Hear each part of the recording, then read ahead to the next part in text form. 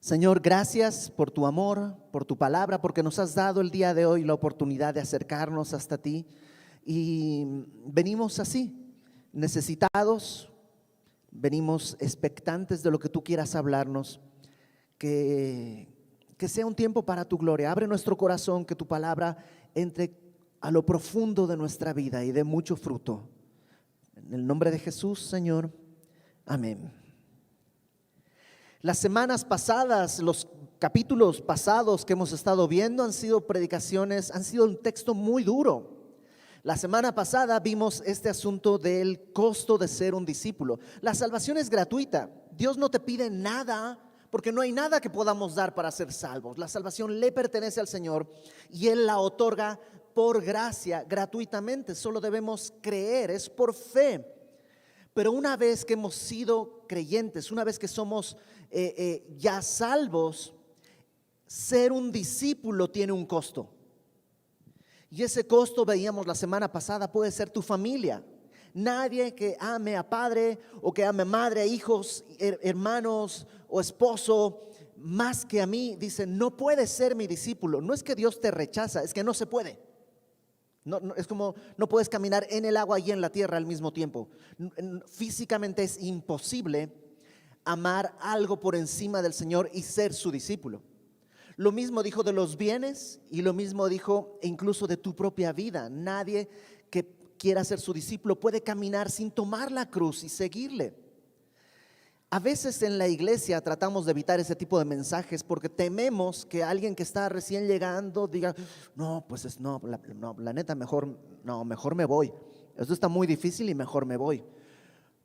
Pero el Señor Jesús no tenía ese temor y lo habla con tanta claridad, tan fuerte, lo vimos la semana pasada, pero mira el efecto que produce. Capítulo 15, versículo 1. Se acercaban a Jesús todos los publicanos y pecadores para oírle. A pesar de lo duro del mensaje, los pecadores se acercaban para oír. ¿Por qué? Eduardo Galeano decía, porque aunque prohíban el agua, nadie puede prohibir la sed. Y un pecador sabe que del Señor Jesús las palabras de su boca son vida. Aunque sean difíciles, es lo que nosotros podemos beber. Los pecadores iban, los publicanos eran los recaudadores de impuestos. Y yo sé, aún el día de hoy, para nadie el SAT es una buena noticia, ¿no? El SAT siempre es una mala noticia, pero en aquella época era algo mucho peor, porque los recaudadores de impuestos eran judíos que estaban trabajando para el Imperio Romano. No solamente cobrando lo justo de los impuestos, sino más allá de lo justo, pues que esa era su ganancia. Más allá de lo justo era lo que ellos ganaban. Por tanto, los publicanos, los recaudadores de impuestos, eran vistos como traidores del pueblo. Entonces se acercaban a Jesús los traidores, los publicanos, los pecadores, y le querían escuchar. Había esta sed de escucharle. En cambio, verso 2, los fariseos, que eran los religiosos de la época, aquellos que en su evaluación habían hecho todo bien, no eran recaudadores de impuestos, no eran traidores, cumplían la ley. El día de hoy serían como el cristiano que dice, a ver, ya oré, ya leí mi Biblia, hice mi devocional, compartí el evangelio, fui a la iglesia.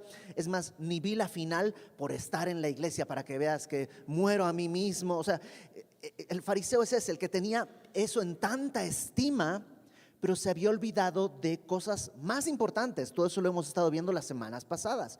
Los religiosos se acercaban, los escribas, que eran los que transcribían, con una pulcritud excesiva transcribían las escrituras, se acercaban y dice, murmuraban diciendo, a los pecadores recibe y come con ellos. Claro, estos religiosos se veían como en un escalón superior. Nosotros somos del pueblo de Dios y estos pecadores, ¿qué hacen aquí? Un poco me recuerda la actitud que podríamos tener como iglesia. ¿Ya viste quién vino? ¿Ya viste? Mira, y no te quiero decir, no es por chismoso, pero ¿sabes que se fue a vivir con su novio? Están en pecado. No es y así están viniendo a la iglesia. ¿Y que ahora con venir a la iglesia piensen que Dios no se entera? Y empezamos a chismear así, cuando Dios vino precisamente por los pecadores. Había una sensación de superioridad y despreciaban a Jesús porque Jesús no compartía su desprecio por los pecadores. Entonces Jesús, en ese contexto, el contexto son pecadores terribles cuyo pecado es evidente. Los publicanos sabían que eran traidores, los pecadores sabían que eran traidores. Pero también estaban los otros pecadores cuyo pecado no es tan evidente. Los religiosos, su pecado no es tan evidente, no se ve tan mal, pero son pecadores.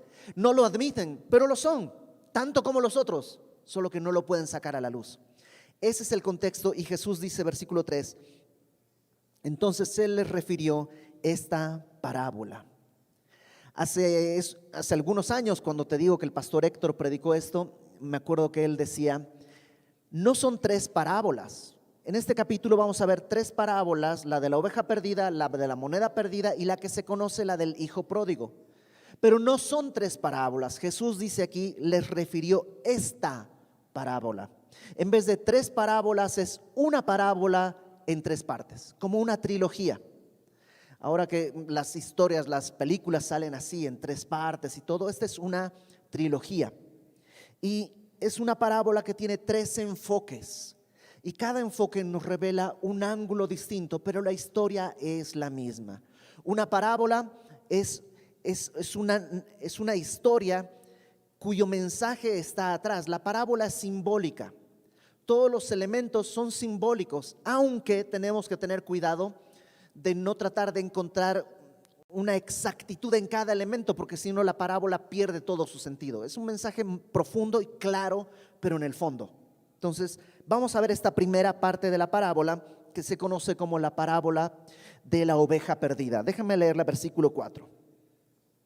¿Qué hombre de vosotros teniendo 100 ovejas, si pierde una de ellas, no deja las 99 en el desierto y va tras la que se perdió hasta encontrarla? Subraya, si estás tomando notas, subraya eso, hasta encontrarla.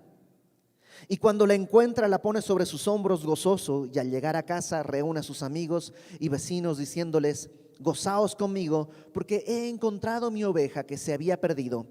Os digo que así habrá más gozo en el cielo por un pecador que se arrepiente que por 99 justos que no necesitan de arrepentimiento. En esta parábola, lo primero, lo más evidente es que Jesús se está comparando a Él como este pastor, ¿no? La Biblia habla de Jesús como el pastor. Y el pastor tiene en su corazón un sentido de pérdida.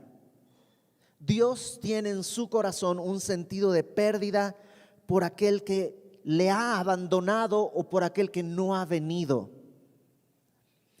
Ahora, la pérdida es en relación 1 a 100. Tienes 100 ovejas y se perdió una. La verdad, no es tanto. 1% no es mucho. Imagínate que te digan, voy a hacerte un descuento de 1%. Pues no es nada realmente. Si tienes 100 pesos y pierdes uno, ¿dejarías 99 por buscar el peso que se te perdió? No, no tiene sentido. Pero para el pastor sí, porque este pastor, para Dios, no está viendo Dios aquí, hay 100 personas. No está viendo 100 personas, está viendo una persona, una persona, una persona, una persona. Cada oveja tiene un valor individual. No es una masa, no es como cuando se cuantifican las bajas en el ejército. Fueron 10,000, hubo 20 bajas. No hubo mucho. No, espérate. Son 20 personas con 20 familias, 20 historias, 20 destinos. Para Dios, cada persona es tan importante. Él no se pierde en la multitud. Él no te pierde en la multitud. Cada persona es importante. Hay un valor individual en la persona para Dios. Y la busca, dice, hasta encontrarla. Me encanta que no depende de la oveja. No dice, voy a estar aquí por si viene la oveja. No, la oveja no va a venir. No puede. Está perdida. Él va a buscarla. Si me permites decirlo, Él puede ir hasta Bolivia a buscar a una oveja que estaba perdida, como fue mi caso. Él va. Me encanta eso que el Señor dice, voy hasta allá. Yo vivía allá, la verdad es que ya te lo he platicado, yo tenía una familia amorosa, mis papás siguen casados, no hay problemas matrimoniales severos, entre hermanos no tenemos problemas severos tampoco, una familia de clase media que tampoco tiene una gran crisis, no tenemos tanto dinero que hay que preocuparnos por tener guaruras, tampoco había problemas para comer todos los días, tenía un trabajo que me gustaba, tenía un lugar en la sociedad apreciado yo por mis amigos. La verdad estaba todo bien en mi vida, no me había dado cuenta que estaba perdido. Y el Señor fue allá para revelarme cuán perdido estaba. Y esa es la diferencia entre unos y otros. La oveja está perdida y sabe que está perdida. Las otras 99, el problema es que a veces piensan que no están perdidas. Jesús es el que va y dice que la toma sobre sus hombros.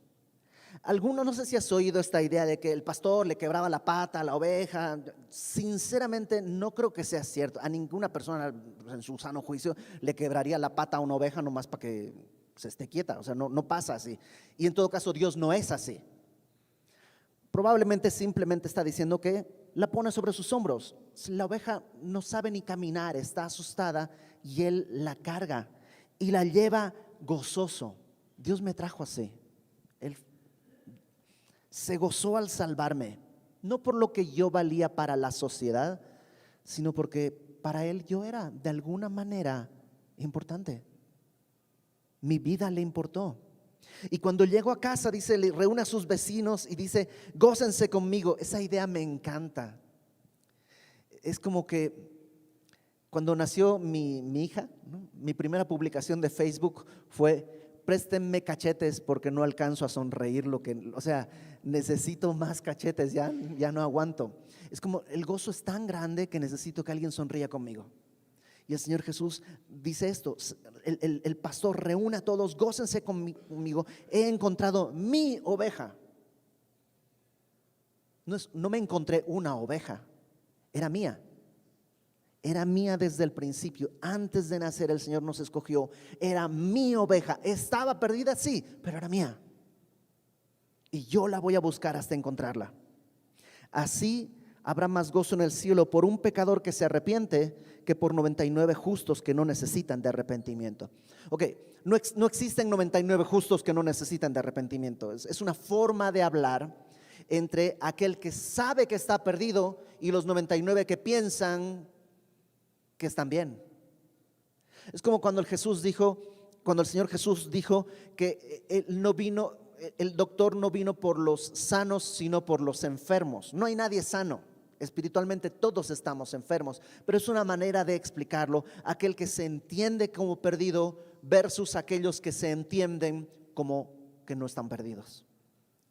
Los fariseos pensaban que no estaban perdidos. Acuérdate del contexto. Los pecadores y publicanos sabían que estaban perdidos. Ellos están rechazando a Jesús. ¿Cómo va con ellos? Y Él dice, es que ellos saben que necesitan. Vamos a la segunda parte de la parábola, versículo 8. Esta la conocen como la moneda perdida.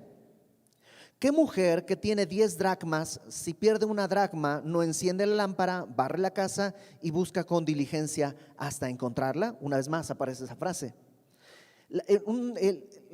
Un dracma era una moneda de plata que era equivalente al salario de un día de trabajo.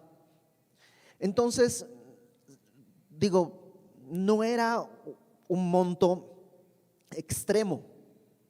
Era el salario de un día de trabajo, no era tanto económicamente hablando, no era como si el día de hoy perdieras 15,000 pesos. Bueno, igual y a algunos de ustedes 15,000 pesos es un pelo al tigre, pero para la mayoría de nosotros perder 15,000 pesos te desbalancea todo el año, ¿no? Pero no era así, un dracma era algo que tampoco era tan valioso. Entonces el valor no es el valor nominal de la moneda. Había algo más valioso que el valor nominal de esa moneda. La mayoría de los eruditos en la Biblia concuerdan en que probablemente esta moneda era parte de una especie de collar que las mujeres cuando se casaban como una especie de dote, tomaban y eso, hacían una especie de collar con estas 10 dracmas. Entonces esta moneda, más allá de su valor, representaba su dote, pero más allá de eso representaba su estatus de casada. Es como mi anillo fue el regalo de una familia que nosotros amamos mucho. Nos regaló este anillo para que nos casemos, mi esposa y yo. Y yo no sé cuánto vale, pero estoy absolutamente seguro que el valor en peso que le pueda dar un joyero no se acerca al valor que tiene en mi corazón el tener mi anillo acá. O sea, es mucho más que el peso que tenga en el mercado. Esa moneda era algo así, tenía un valor mucho más alto que el valor nominal. Y dice que enciende la lámpara, barre la casa y busca con diligencia hasta encontrarla. Y cuando la encuentra, una vez más, reúne a sus amigas y vecinas diciendo: gócense conmigo porque he encontrado la dracma que había perdido. Así os digo que hay gozo delante de los ángeles de Dios por un pecador que se arrepiente. Spurgeon dice que esta mujer puede representar el Espíritu Santo en la iglesia. Y sí, la iglesia es un grupo de gente, pero lo especial de la iglesia es el Espíritu Santo de la iglesia. El creyente tiene el Espíritu Santo y eso es lo que hace que este grupo sea distinto. Cuando vas al cine hay un montón de gente igual y tienen un mismo propósito, ver la película, tienen un mismo objetivo, que gane el bueno, han pagado, o sea, también es un grupo con un objetivo común. ¿Cuál es la diferencia entre una sala de cine y nosotros? El Espíritu Santo. El Espíritu Santo en la iglesia, Dios usa la iglesia para buscar lo que se ha perdido. ¿Cómo? Dice primero, enciende la lámpara, la palabra. La palabra, la Biblia establece que la palabra es una lámpara a nuestros pies, una lumbrera para nuestro caminar. Enciende la lámpara, barre la casa. Dios limpia su iglesia, santifica a cada uno de nosotros. En aquella época las casas no tenían grandes ventanales, sobre todo las casas de personas con escasos recursos no tenían grandes ventanales, no podían, eran oscuras y el piso era de tierra. Entonces sí, tienes que tener una lámpara que funcionaba normalmente con aceite, ¿no? El Espíritu Santo también se simboliza con aceite, que ilumina la casa. Y luego barres. La moneda cayó y está perdida y sucia en algún lado, así como Dios nos encontró perdidos y sucios en algún lado. Pero barre y busca y dice con diligencia. Qué importante que como iglesia nosotros también entendamos que parte de lo que Dios quiere es usarnos para alcanzar a quien está perdido, así como alguien te alcanzó. Yo no sé si tienes en mente a alguien que no ha conocido del Señor. Te digo una cosa, persevera. No te rindas, enciende la luz, abre tu Biblia, llénate del Espíritu Santo, santifícate para poder ser un ejemplo, para poder ser luz ante las personas que están alrededor de ti y persevera hasta que esa persona venga al Evangelio. No te desanimes, ya son 10 años. Alguien oró por ti, alguien oró por años por ti. No te canses, yo sé que es doloroso. Yo también tengo gente por la que oro desde hace 20 años. No te canses. El Señor Jesús dice, hasta encontrarla. Y reúne a sus amigas y reúne a todo el mundo y dice, gócense conmigo, he encontrado lo que era mío y se había perdido. Y dice, así os digo que hay gozo delante de los ángeles de Dios. No dice que los ángeles tienen gozo, dice que hay gozo delante de los ángeles. ¿Y quién está delante de los ángeles? Dios mismo. Dios está con una sonrisa. El día que Dios te encontró, los ángeles voltearon a verlo y Dios estaba sonriendo. Era mío y está encontrado. Aquí está. Si te das cuenta, pasa de 1 en 100 a 1 en 10. El valor, digamos, ha sumado, ¿no? De 1 en 100, una oveja de 100 a una moneda de 10. Es más valioso. Pero ahora vamos a la siguiente parte de la parábola, la tercera parte que se conoce como el hijo pródigo. Pero bueno, pródigo quiere decir derrochador o malgastador, alguien que dilapida, un despilfarrador. El día de hoy decimos pródigo como alguien que regresa a casa, pero pródigo no quiere decir eso. ¿Te acuerdas que la semana pasada hablábamos que soy medio quisquilloso con el lenguaje? Bueno, haz de cuenta. Pródigo quiere decir alguien que gasta de más, no alguien que se fue de la casa, ¿no? Entonces, este se llama el hijo pródigo normalmente porque la esencia de la historia es un hombre que va a dilapidar todo lo que tiene. Por eso a lo mejor hay que cambiarle el nombre y decirle como que esta es la historia del hijo perdido. Así como es la oveja perdida, la moneda perdida, el hijo perdido. Vamos a leerla, versículo 11. También dijo, un hombre tenía 2 hijos y el menor de ellos dijo a su padre, Padre, dame la herencia de los bienes que me corresponde. Y les repartió los bienes. Esto no era necesariamente algo malo, no era un pecado. En algunos casos, según los eruditos, podía llevarse a cabo que se heredara en vida. No necesariamente era malo, pero sí es algo poco común. Y es algo, digamos, poco adecuado. Porque lo que este muchacho está diciendo es, dame lo que me corresponde. Y seguramente no era dinero. La gente no es que tenía mucho dinero. Probablemente en el ejemplo que está poniendo el Señor Jesús tiene que ver con tierras. Entonces tenemos esta tierra y por la ley al hijo mayor le correspondían 2 partes. Y al hijo menor, porque solo tenía 2 hijos, al hijo menor le correspondía 1/3. Entonces lo que le está pidiendo es divide el terreno en 3. 2 partes son de mi hermano y a mí dame lo que me corresponde. Y esa parte pues la tiene que vender porque no se puede llevar la tierra. Entonces vende la tierra y eso es un perjuicio para la familia porque ahora teníamos que cultivar, ponte tanto terreno y ahora tenemos 1/3 menos. Lo que vamos a cosechar, todo lo que vamos a ganar va a ser 1/3 menos necesariamente porque este muchacho vendió todo lo que era suyo para poder irse. Entonces sí está cargado de un sentido egoísta. Quiere lo suyo, ahorita. Pero el padre accede y le da los bienes que les corresponde a sus 2 hijos. Verso 13. No muchos días después, juntándolo todo, pues tarda en venderlo y todo, pero ya lo vende. El hijo menor se fue lejos a una provincia apartada y allí desperdició sus bienes viviendo perdidamente.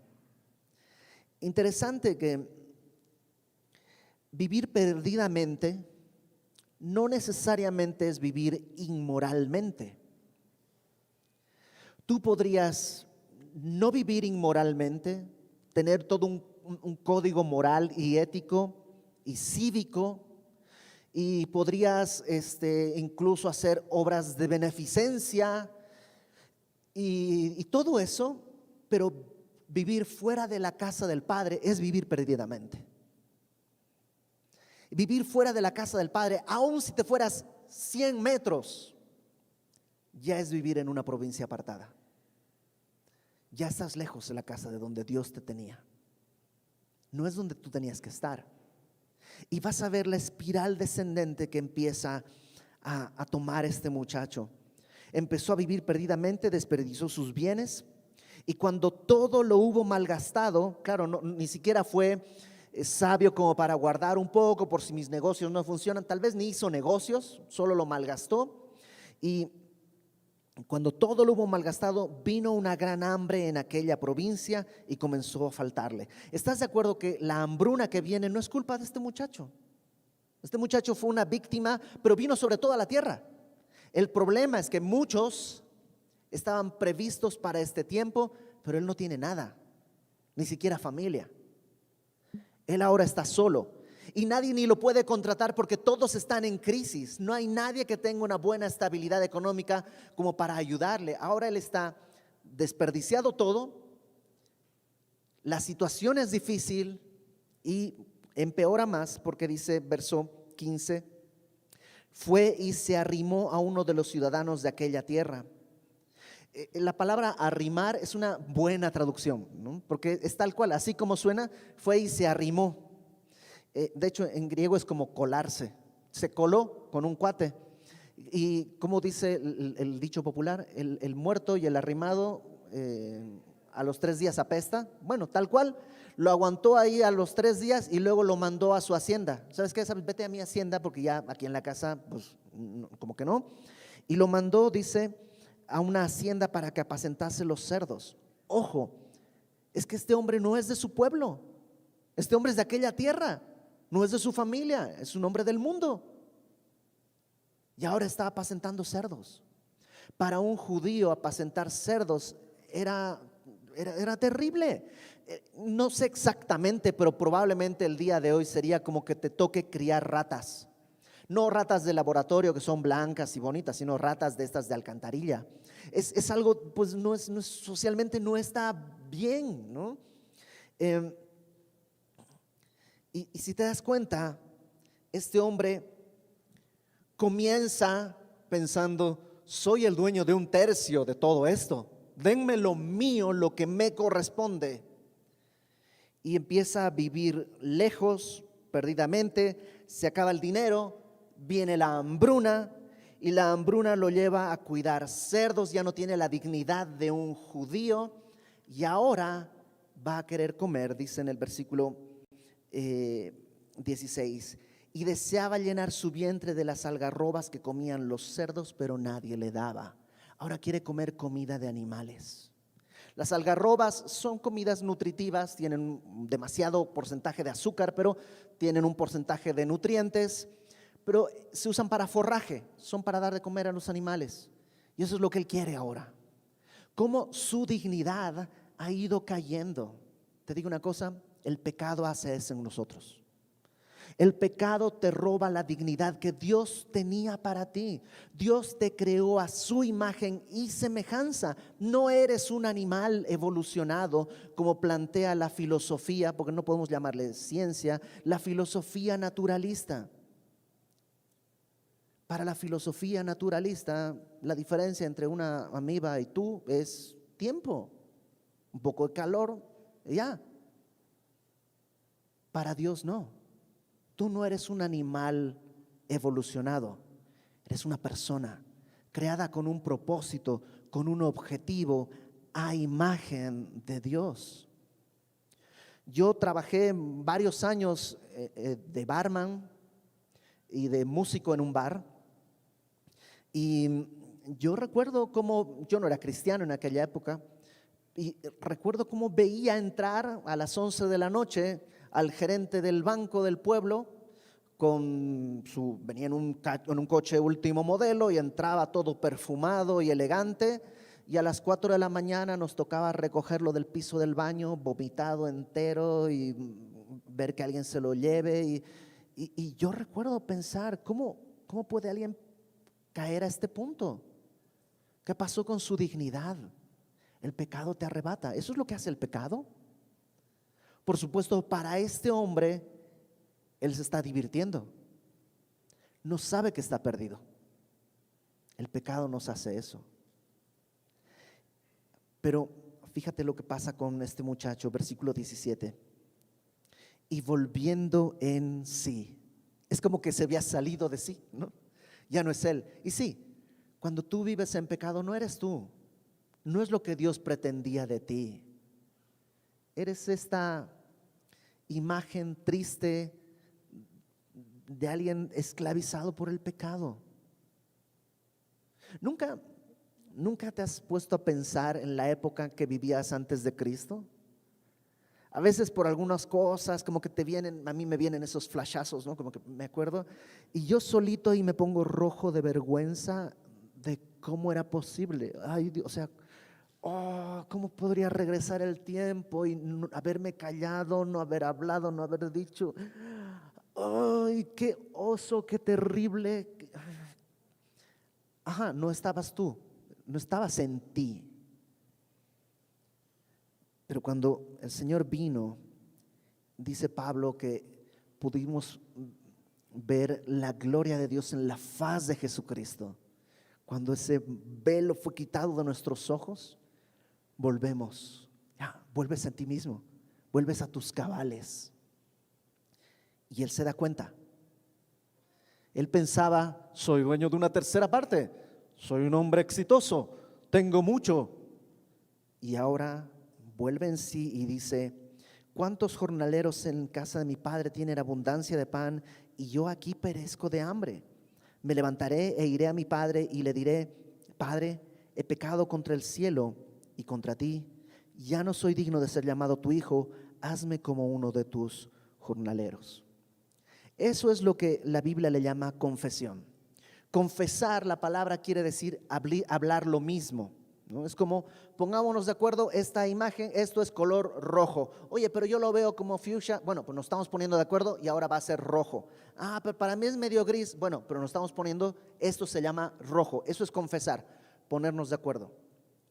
Confesar mi pecado ante Dios implica lo que Dios dice que es pecado. Yo no le voy a llamar error, no le voy a llamar inclinación cultural, no le voy a llamar debilidad, le voy a llamar pecado, porque es pecado. Él no se tiene que poner de acuerdo conmigo, yo tengo que adoptar su postura. Y este muchacho confiesa, estoy perdido, aquí estoy muriéndome de hambre, allá hay de todo, y no soy digno de que me reciban ni siquiera como un hijo, sino como un jornalero. Voy a ir y voy a rogar porque he pecado. Es curioso que él no piensa, oh, mi padre tiene dinero, voy a pedirle que me mande una cubeta con agua limpia para lavar todas las algarrobas, porque sí, comerlas así de los cerdos está sucio. Voy a pedirle que me ayude a lavar las algarrobas. Él no quiere mejorar su condición. Él se ha dado cuenta que necesita volver con el Padre. Ni siquiera a la casa, con el Padre. Iré a mi Padre, ni siquiera a mi casa. Es al Padre lo que extraña. Eso es lo que nuestro corazón anhela. El Padre. Ya lo hemos dicho antes. Las plantas salieron de la tierra en la creación. Por eso quitas un árbol de la tierra y se muere. Los peces salieron del agua en la creación. Los sacas del agua y se muere. Tú y yo fuimos creados a imagen de Dios. Los sacas de la relación con Dios y morimos. Anhelamos eso, ir al Padre. Y este hombre se da cuenta, cae en sí, es la oveja. Permíteme voltearme a la primera imagen. Es la oveja que de pronto dice, estoy perdida. No estoy en casa, no estoy con las otras ovejas, no estoy con el pastor, estoy perdida. Y empieza a gritar. Es como una moneda que si pudiera hablar diría, no estoy en el cuello de una mujer, estoy en el piso, estoy en el lodo, estoy en lo oscuro. Se da cuenta de su condición, verso 20, y levantándose vino a su padre. ¿Te das cuenta cómo la confesión tiene que estar ligada a un cambio de vida? El arrepentimiento es el cambio en tu mente que se traduce en un cambio de vida. Y él no dice, pues sí, y se queda ahí, sino que se levanta y camina hacia el Padre.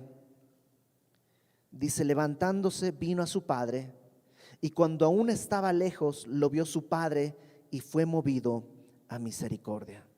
Y corrió y se echó sobre su cuello y le besó.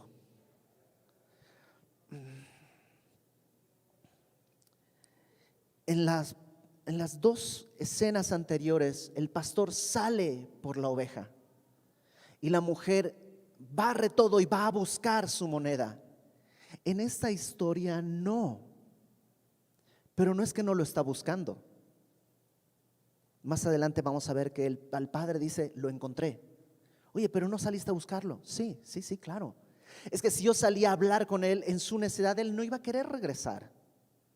Él no es un muchachito de 5 años que lo puedo jalar. Él es un hombre, tiene que entenderlo. Entonces seguramente estuvo orando y estuvo orando con fe, porque es el padre quien está atento al horizonte para cuando vea venir a su hijo.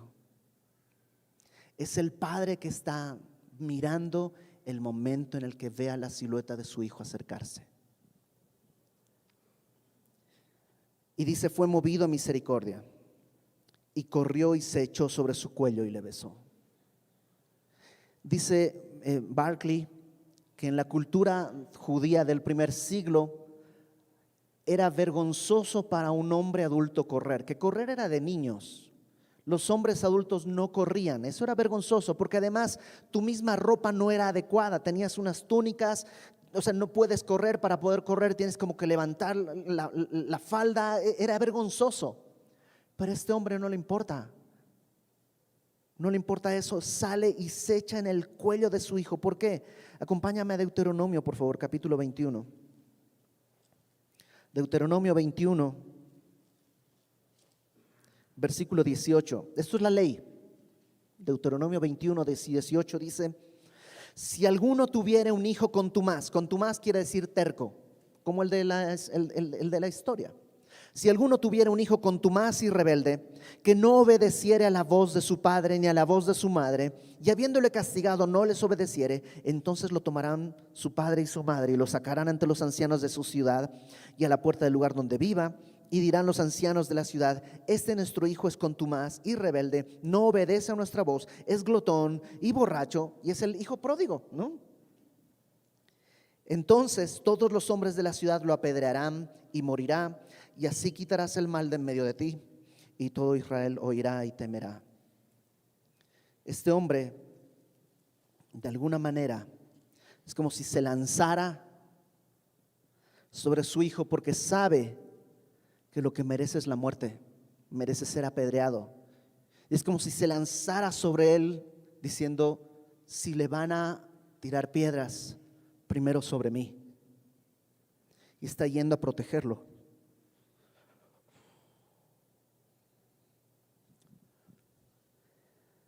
Y es tu padre.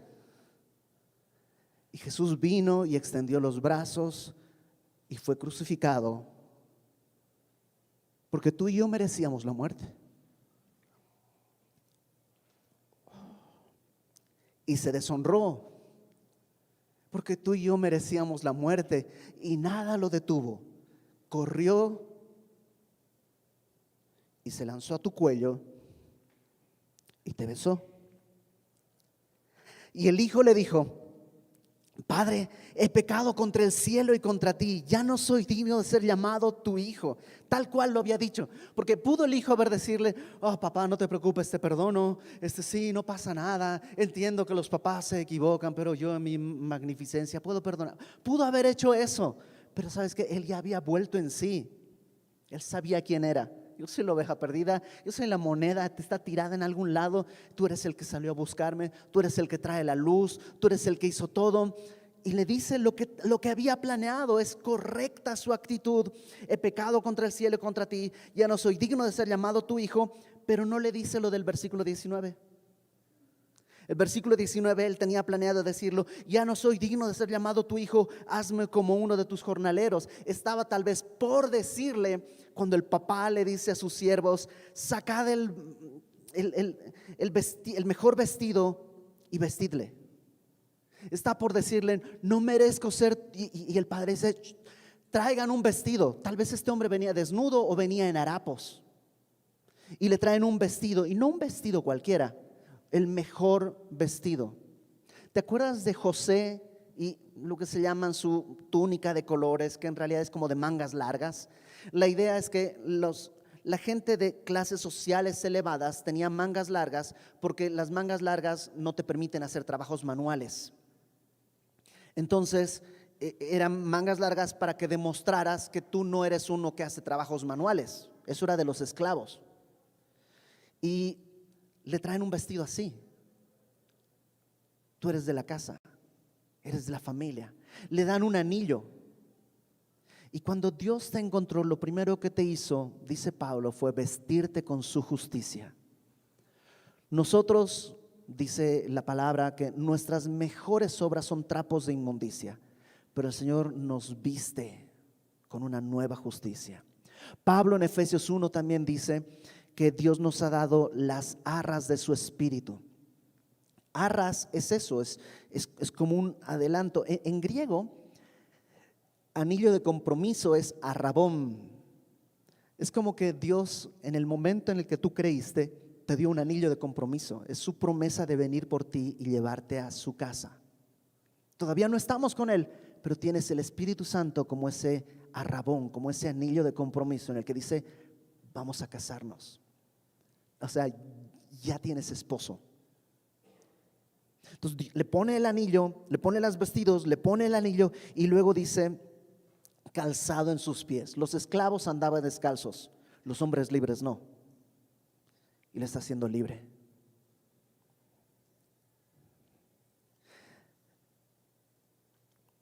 Versículo 23. Y traed el becerro gordo. Me encanta que no dice traed un becerro gordo, sino el becerro gordo. O sea, es como que todos sabían cuál becerro traemos, el gordo. Ahora le va. O sea, era famoso el becerro gordo. Y se trae del becerro gordo, que es como que en tu casa ya llegó tal visita. ¡Wow! Es una visita especial. Sí, claro. ¿Sabes qué? Tráete la coquita, pero la de vidrio, ¿no? Así bien elodia, no la de plástico, no, tráete la coquita, pero la de vidrio, ¿no? Es eso, el becerro gordo, mátenlo, comamos y hagamos fiestas, porque mi hijo muerto era y ha revivido. Por supuesto, no es que pensaba que estaba muerto de verdad, literalmente, sino que sabía que estaba en sus pecados, estaba muerto, era en su rebeldía, estaba muerto, igual que tú y yo. No estábamos muertos físicamente, teníamos una vida biológica, pero espiritualmente estábamos muertos. Y cuando cuando cada uno de nosotros vuelve en sí, cuando cada uno de nosotros entiende, estoy perdido, soy una oveja perdida, soy una moneda perdida, soy un hijo perdido, entonces pasamos de muerte a vida. Se había perdido y es hallado. ¿Cómo lo buscaste? Pues el Señor nos trajo. Él nos fue a buscar. Él nos trajo. Y hubo fiesta. El día que tú le entregaste tu vida al Señor, hubo fiesta. No es un trámite. Hubo fiesta. Comenzaron a regocijarse. O sea, no terminaron, nomás comenzaron.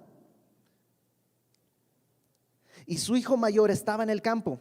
Y cuando vino y llegó cerca de la casa, oyó la música y las danzas. El hijo pues estaba chambeando ahí en el campo, y cuando va acercándose, escucha tunts, tunts, tunts, tunts, tunts, tunts, tunts. ¿Qué es eso? Es una fiesta, ¿no? Y se acerca y le pregunta, llamando a uno de los criados, le preguntó, ¿qué es esto? Y él le dijo, tu hermano ha venido. Yo imagino, porque yo tengo hermanos, ¿ok? Y me encanta verlos. Pero imagino que el siervo le dice, tu hermano, regresó tu hermano. Y tu padre ha hecho matar el becerro gordo. Te digo que era famoso, ¿no? No le dice un becerro de los gordos. No, el becerro gordo lo mataron. O sea, es como el que era especial por haberle recibido bueno y sano. Entonces él se enojó. ¿Quién crees que representa el hijo mayor? ¿Te acuerdas el contexto? Son aquellos que no saben que están perdidos. Fariseos, escribas, religiosos, que ellos despreciaban a los publicanos y pecadores. Él se enoja, tanto como murmuraban en el versículo 2.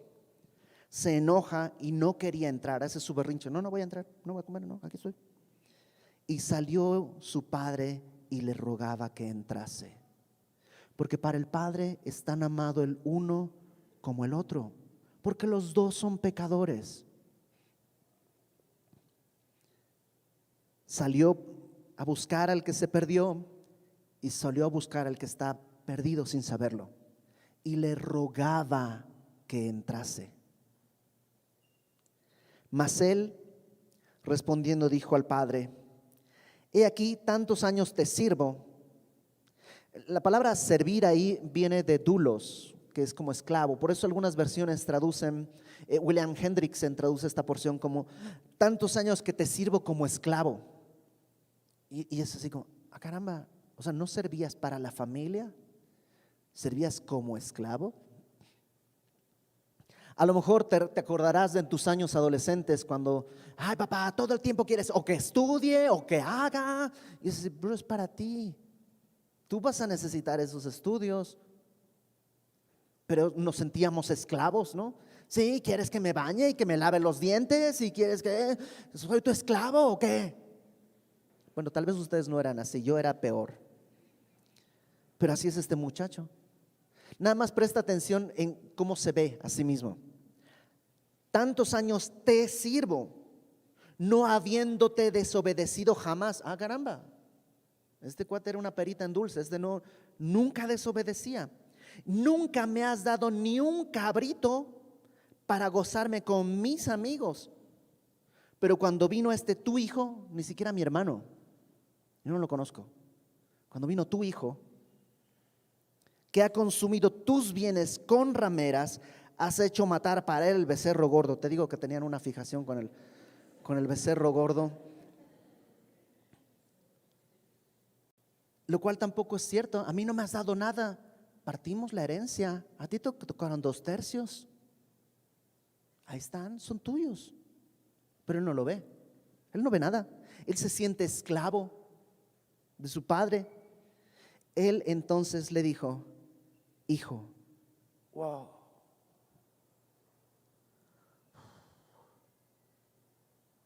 ¿Cómo? ¿Por qué no lo rechaza? Porque es su hijo, igual que el otro, y es pecador igual que el otro, igual que tú, igual que aquel que tiene más experiencia y el que vive mejor y el que está perdido y el que no viene a la iglesia y el que ya se fue. Y Dios dice: hijo, tú siempre estás conmigo y todas mis cosas son tuyas. O sea, ¿no te basta? Hemos estado juntos, hemos comido juntos, hemos tenido comunión. ¿No te ha faltado nada? ¿No te es suficiente? Cuando eres religioso, no. No solo quiero lo que ya tengo, quiero que me exaltes enfrente a los demás. Quiero que desprecies a los que no son como yo. Eso es lo que les pasaba a los fariseos.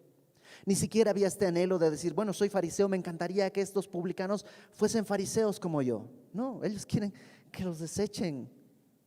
Y a veces tú y yo como creyentes vemos a los pecadores con asco, y Dios los ama porque tú y yo somos pecadores. Deberíamos saberlo. ¿Qué nos hace distintos?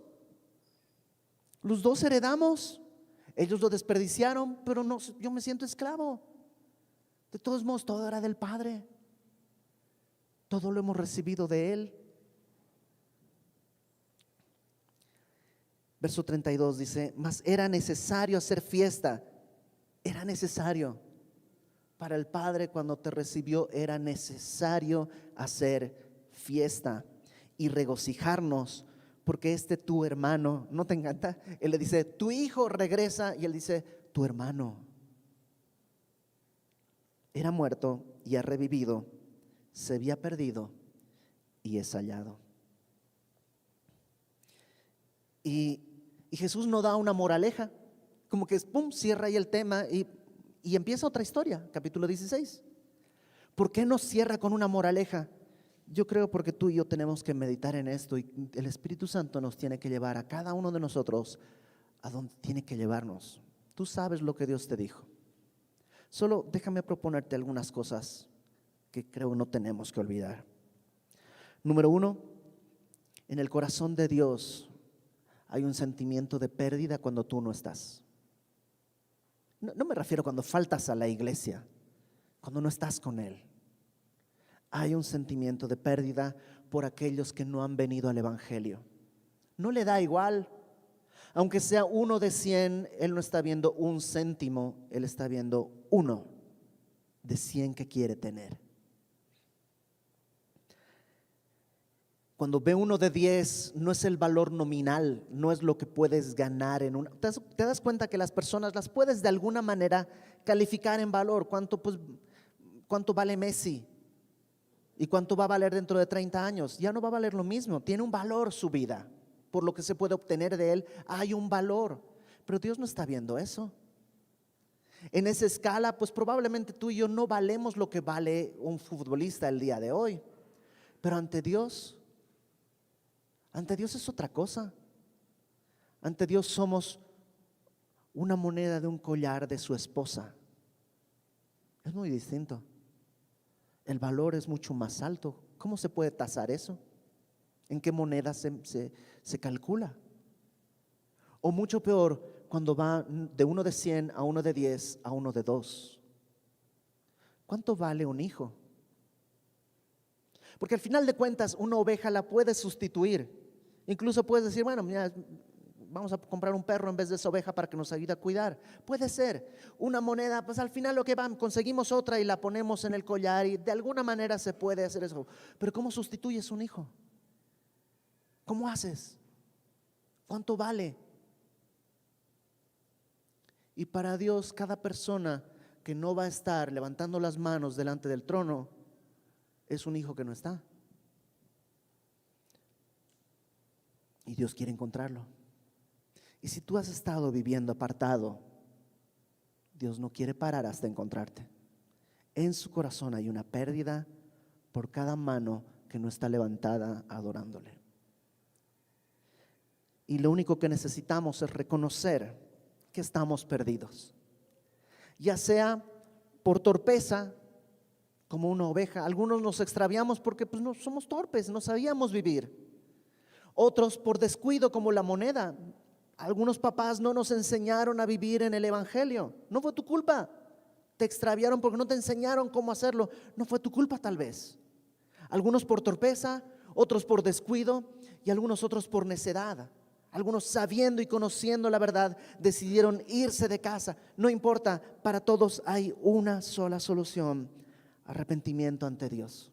Él va a ir a buscarnos, sí, pero de alguna manera la forma en que nos halla es viniendo delante de Él, reconociendo: soy un pecador, he pecado contra el cielo, necesito arrepentirme. En ese arrepentimiento nunca busques mejorar tu condición, busca volver al Padre. No sirve de nada mejorar la condición en la que vives, necesitas al Padre. Todo lo que el Hijo buscaba, lo encontró de regreso en la casa del Padre. Afuera solo encontró dolor, angustia y amargura. Todo lo que él anhelaba lo encontró con el Padre, de donde no debió haber salido. Pero el religioso nunca lo pudo ver. Nunca lo pudo ver. Jesús dijo que la ley y los profetas se resumen en amar a Dios, al Padre, y amar al prójimo. Y este religioso no puede amar a su padre, es un esclavo de su padre en sus ojos, y no puede amar a su hermano. Aunque es muy religioso, está rompiendo toda la ley. Por eso en este capítulo todos tienen gozo. El pastor tiene gozo, sus amigos tienen gozo, delante de los ángeles hay gozo, la mujer tiene gozo, sus amigas tienen gozo, el padre tiene gozo, el hijo tiene gozo. Pero el que es religioso no puede tener gozo, porque mientras tú no entiendas tu necesidad, vas a caminarte hacia la amargura. El camino al gozo solo viene cuando entendemos nuestra necesidad de un Salvador. Warren Wiersbe en su comentario termina esta parte citando el Salmo 103, y ahí vamos a terminar. Acompáñame por favor al Salmo 103.